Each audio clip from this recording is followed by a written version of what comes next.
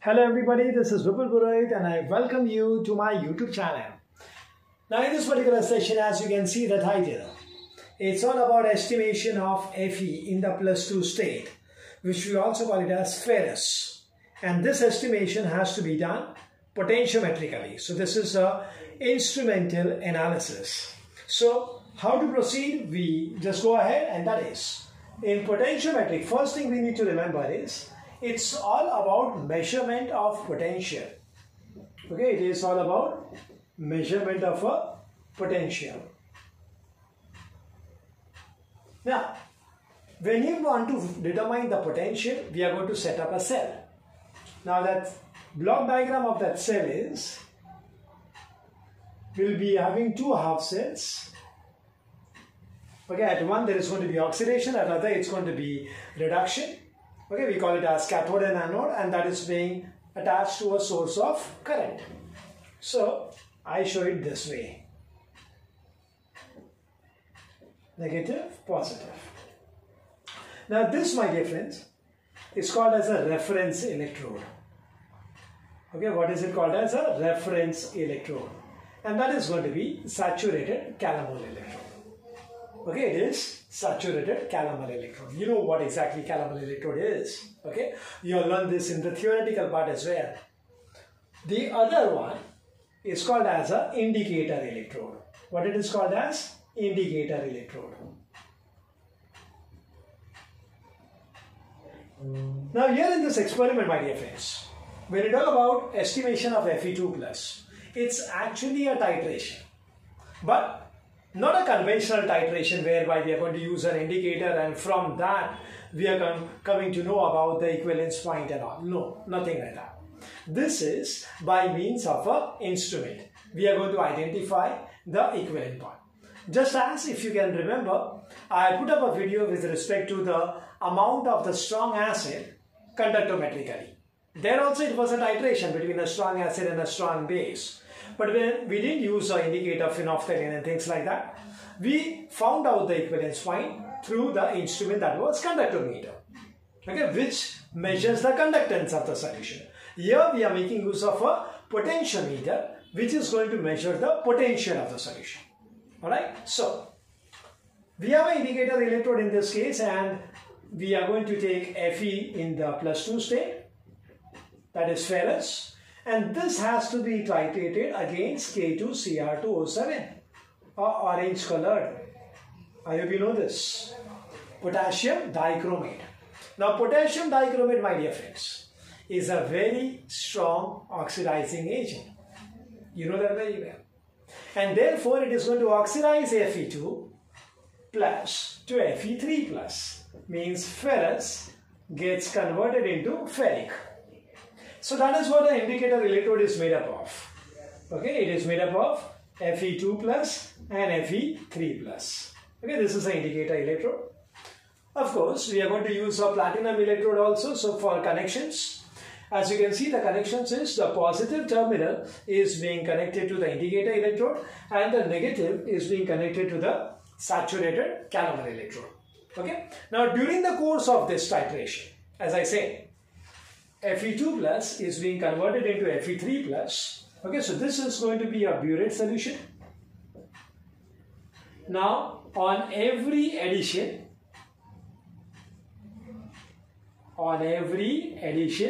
of K2Cr2O7, the corresponding potential is measured.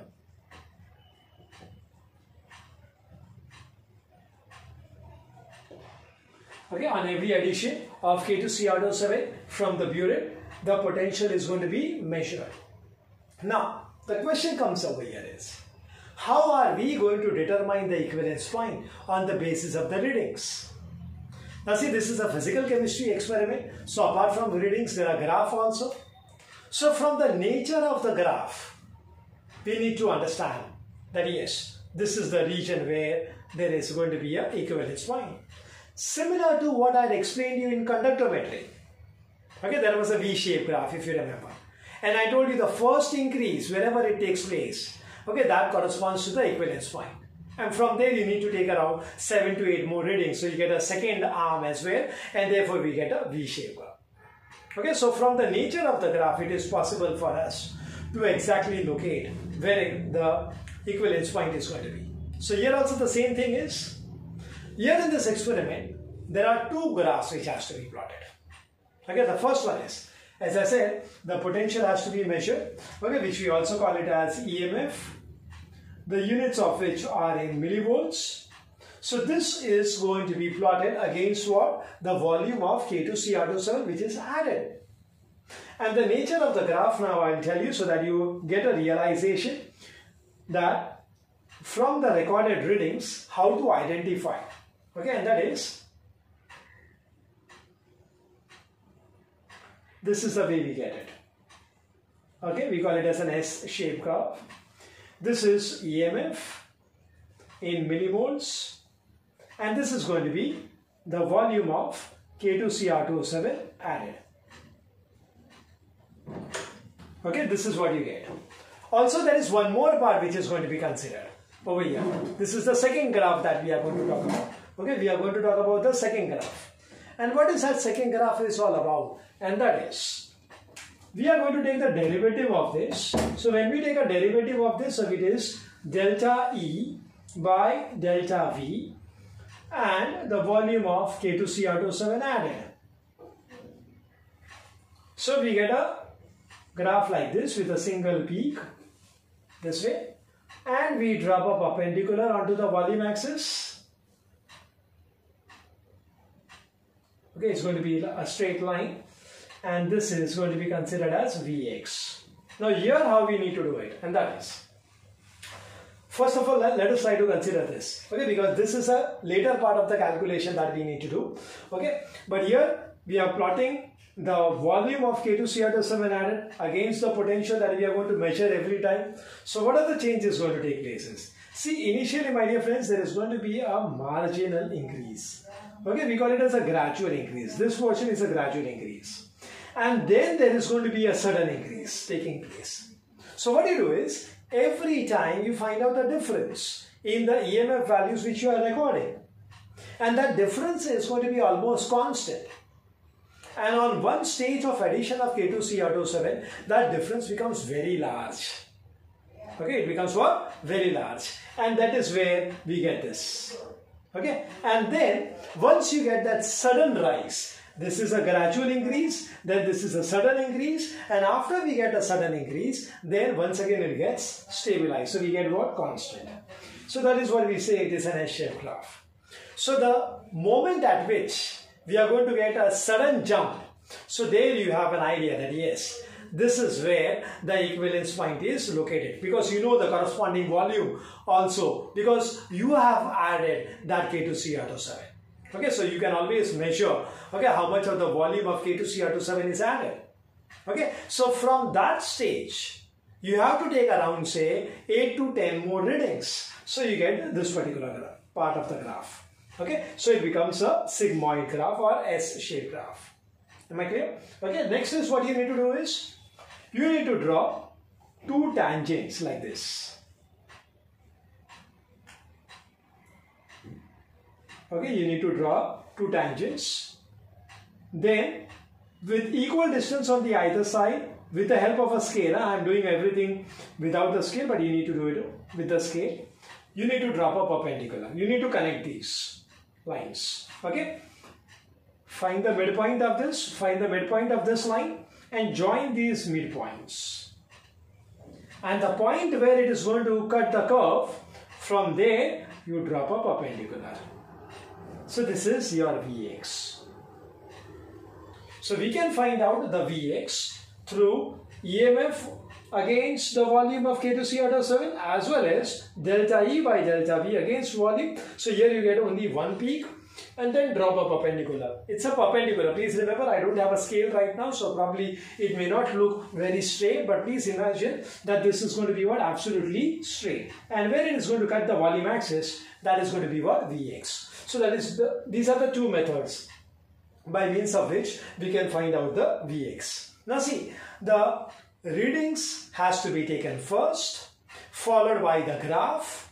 So when you are plotting this graph or you are plotting this graph, obviously the readings are going to be the same. Readings are not going to be different. So it's very obvious that the Vx value also has to be what? Same. Unless and until you make some errors in plotting of graph. Okay? Because this is what the question is. Many times it is being asked. That, sir, what happens if the Vx are different? Okay, the possibility is very less. Okay, because the readings are same readings you are using for plotting this graph as well as for plotting this graph, then you should get the same Vx. But suppose if there is some difference, okay, here and there, okay, a minor difference is there which is allowed also at this particular level, then what you do is you take a mean of that.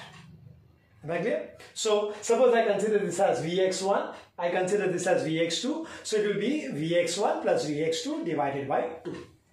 So that will be your final Vx when you go for the calculation of the amount of ferrous ions. Okay? So this is, my dear friends, the entire theory of the experiment. So have a look at it. I'll just explain that. It is potentiometrically, so it's all about determination of a potential. Next, we are going to estimate the amount of ferrous ions. How we are going to do it? It's a titration basically against K2Cr2O7. Which is going to be filled in the burette.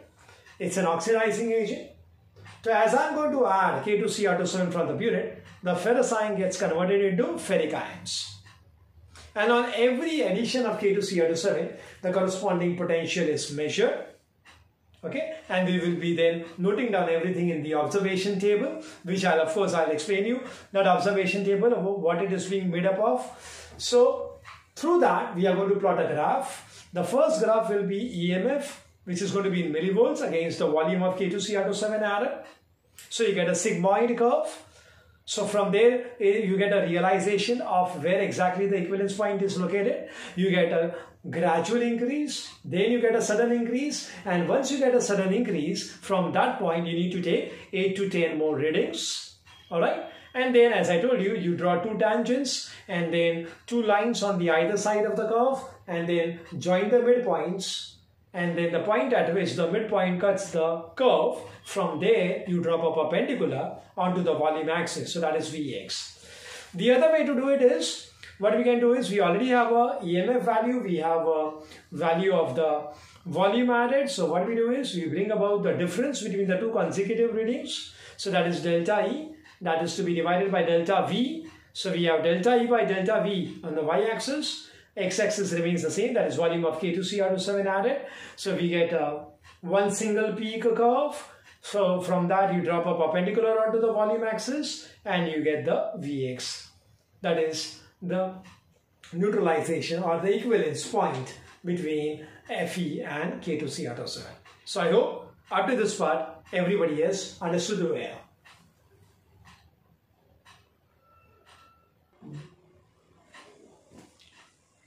Alright, my dear friends, now we go into the next part, and that is about the procedure. I have explained you the theory part.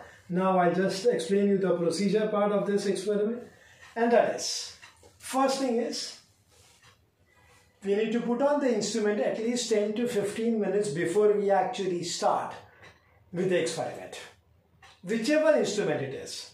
I told you this in my previous video also, which was related to conductometry. Here also I tell you, whichever instrument that you need to use, okay, a UV visible spectrophotometer or a colorimeter, okay, or a potentiometer or a conductor meter or a pH meter, at least 10 to 15 minutes before you actually start with the experiment, okay, you have to put on the instrument.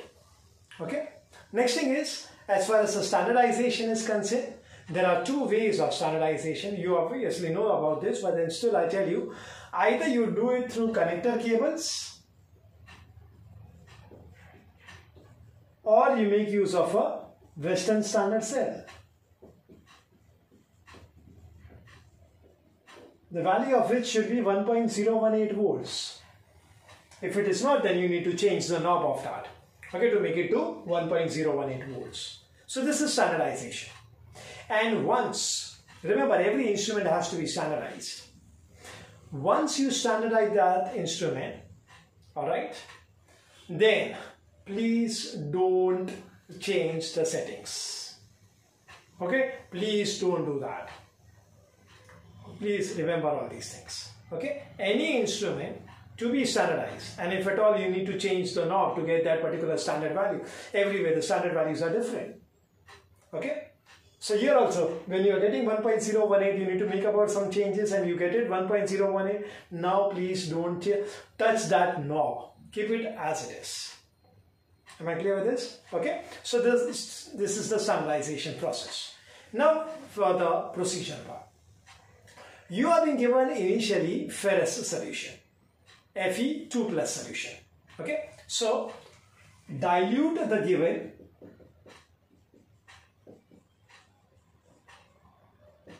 Fe2 plus solution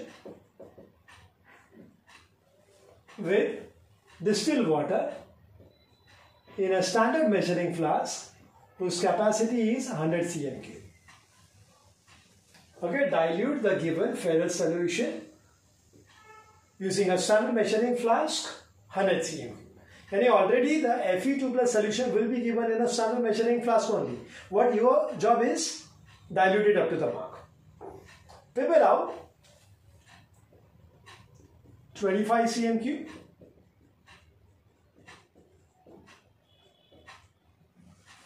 of the diluted solution into a beaker. In a conventional titration, we prepare out in a conical flask, but here we are going to make use of a beaker. Next thing is, introduce a platinum electrode and a glass rod. Okay, a platinum electrode for electrical connections and glass rod. Next thing is, in another beaker,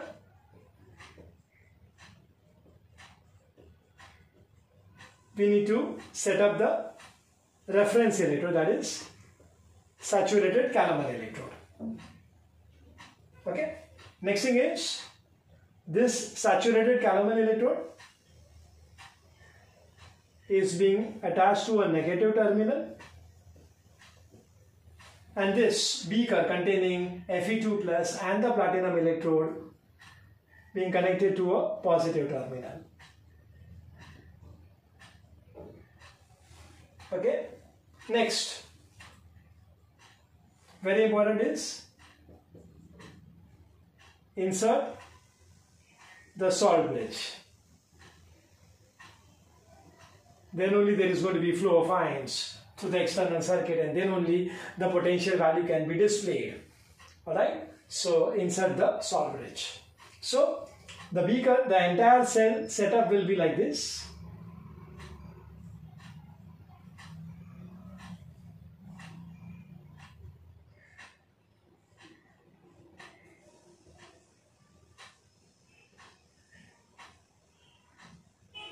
We have a electrode like this. This is a platinum electrode. This is SC. This is the indicator electrode.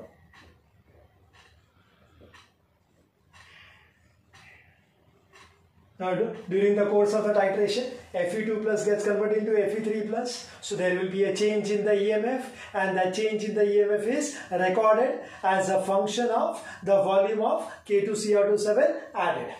Okay, so this is what the cell setup is, and of course what you do is, okay, this is a positive terminal, so indicator electrode, which is being made up of Fe2 plus and Fe3 plus, is being connected to the positive terminal, SC is being connected into a negative terminal, and this is, my dear friends, salt bridge.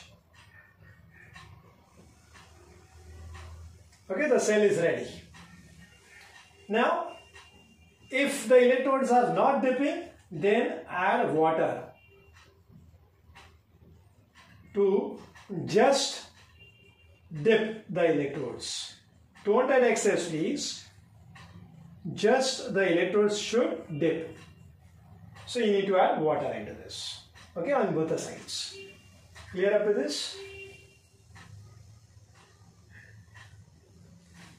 So on one side we have saturated calomel electrode, other side we have the Fe2 plus solution, How much we have prepared it out? 25 cm cube, platinum electrode and a glass rod. Because at every point of time, you need to store it with the help of a glass rod. Okay. Now the cell convention can be given as SCE. Now this SCE and this indicator electrode are being connected not directly, indirectly. An indirect connection is being shown by a double vertical line. You know this very well. Okay. And then we have Fe3 plus, Fe2 plus, and this is in direct contact with what? Platinum. Okay, so this is the right hand side of the cell, this is the left hand side of the cell. Okay, so that way we are going to show the cell representation. Okay, so up till now I guess everything is clear. Now what we are going to do is, yes, we are now going to add what? Yeah, we are going to add K2Cr2O7. Okay, what are we going to add? K2Cr2O7 from the burette. Okay, now first what we have to do is we have to carry out a pilot run, means addition of 1 cm cube at a time of K2Cr2O7 and note down the corresponding values, right? Now at one particular stage you will find a big jump, as I already mentioned in the theory, right? But then the jump that you are going to get, well, there will be a difference of 1 ml. Suppose I give you an instance, and that is up to 6 ml suppose, okay, there is a gradual increase. And when I add 7 ml, it's going to be a sharp increase. So that means it is between 6 and 7. If we want to still narrow down this range, then what you do is, once you finish it up with this, throw away this solution. Okay, once again take 25 ml of Fe2 plus solution and carry out the titration. But now this time how we are going to carry out is, and that is near the equivalence point, add 0.2 cm cube of K2Cr2O7 instead of 1 cm. See, from the pilot run you got a range. Okay, that is, it is between 6 to 7. I'm just giving you an example, 6 to 7. Not always it's going to be like that. So, up to 6 ml you are going to add 1 ml. Now, after 6 ml, you are not going to add 7 ml. What are you going to add? Up to 6.2, 6.4, 6.6, 6.8, 7. That way. So, you get a better specified range. That is, it is between this and this. Suppose you add 6.2. Not a vast change. Then you add 6.4. Not so much vast change. Okay, there is an increase, but it is going to be constant increase. So we say gradual. Then you add, the next is 6.6. Still gradual. Then when you add 6.8, sudden jump. So previously you had concluded that the equivalence point lies somewhere between 6 and 7. But now when we are adding it 0.2, 0.2 every time, so now we have got a new smaller range, and that is the equivalence point lies somewhere between 6.6 to 6.8. Understood? So we have streamlined this range. And then from that also the accurate part, how we can find out? Yes, through the graph. You getting it, everyone? Okay, so this is what is the pilot run and the actual run. So from the pilot run we get an approximate range which will be for 1 cm cube. But then when we are going to carry out the actual experiment, then we get a range of around 0.2 cm cube, and from that 0.2 cm cube we can come to the exact one by plotting a graph. Okay, so this is the way you need to carry out the entire experiment. And as I said during the theory part, that once you get that range of that sharp increase, then what you do is up to 7 ml you are going to do it, 7.2, 7.4, that way you go on doing it. And then once you find that yes, the readings are becoming constant, then you add 1 ml. You getting it? So suppose if the equivalence point is lying somewhere between 6.6 and 6.8, then the next installment is 7. Then what you do is 7.2, 7.4, 7.6, 7.8. So 5 readings. Now you find out that yes, the increase is now getting stabilized. It is becoming constant. Okay, up to 8 ml, that is 6 readings you are taking and it is becoming constant. Then what you do is the next installment 9 ml, 10 ml, 11 ml, that way, and then stop. Okay, so that you get that perfect sigmoid curve. So this is the way, my dear friends. On the basis of the readings, you need to take a decision that yes, where I need to stop. Okay, so I hope up to this part is very clear. Please have a look at it. First, we are going to dilute the solution in a standard measuring flask. Prepare out 25 ml of that in a beaker. Place a platinum electrode and a glass rod. Why glass rod? Because constant stirring has to be there after every installment of K2Cr27. And please make sure glass rod remains inside the beaker. Okay, don't keep it on the table, please. Okay, now the connections are very clear. The saturated calomel electrode is being connected to the negative terminal and the indicator electrode is being connected to the positive terminal. Introduce a salt bridge. Many times, the student doesn't introduce a salt bridge and then say potentiometer is not working. But please introduce a salt bridge. Okay, you just need to add water into both the beakers just to make sure that the electrodes are dipping. I've shown you the cell representation. Then we go for a pilot run. 1 cm cube every time we are going to add K2Cr27 to find out the approximate equivalent point range. And then, as I explained to you, you need to, near the equivalence point, you need to shorten down the installment from 1 cm cube to 0.2 cm cube. And this is the way you are going to record the readings. I hope you have understood up to this very well.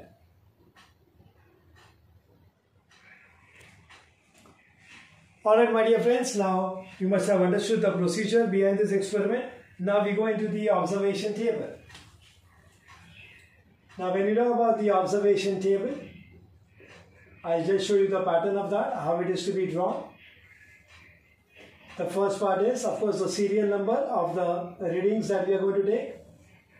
Next thing is the volume of 0.05 normal K2Cr27. This is the concentration which we already know before we start with the experiment.